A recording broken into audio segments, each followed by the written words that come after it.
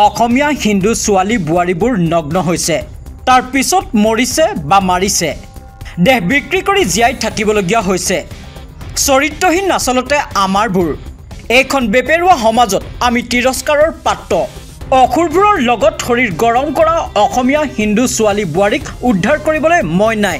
বৰ্তমান সময়ত চলি থকা কিছু ঘটনাৰ আলম লৈ হিন্দুত্ববাদী নেতা সত্যৰঞ্জন বৰাৰ এটা বিশেষ ফেচবুক পোষ্ট আৰু এই ফেচবুক পোষ্টে ইতিমধ্যে চৰ্চিত হৈ পৰিছে সামাজিক মাধ্যমত তেওঁ লিখিছে পুৱা গধূলি আমি চিঞৰি থকাৰ পিছতো হিহঁতবোৰৰ লগ হৈ য'ত অসমীয়া হিন্দু ছোৱালী বোৱাৰীবোৰ নগ্ন হৈছে তাৰ পিছত মৰিছে বা মাৰিছে বা দেহ বিক্ৰী কৰি জীয়াই থাকিবলগীয়া হৈছে এতিয়া আমি কি কৰিব লাগে হিহঁতক গালি পাৰিলে কি হ'ব চৰিত্ৰহীন আচলতে আমাৰবোৰ বছৰৰ পিছত বছৰ চিঞৰি আছো কিন্তু সেইবোৰ কথা কওঁ ভাবি এইখন বেপেৰুৱা সমাজত আমি তিৰস্কাৰৰ পাত্ৰ আমি বৰ্জনীয়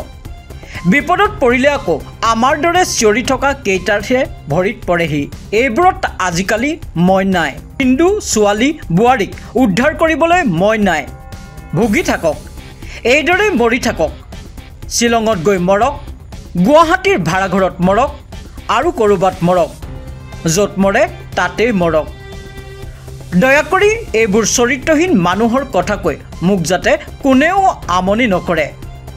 মোৰ আন বহু সৃষ্টিশীল কাম কৰিবলগীয়া আছে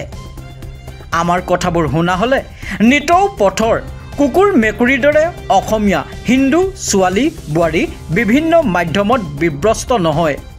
এই লিখনি হিন্দুত্ববাদী নেতা সত্যৰঞ্জন বৰাৰ অসমীয়া হিন্দু ছোৱালী বোৱাৰীক লৈ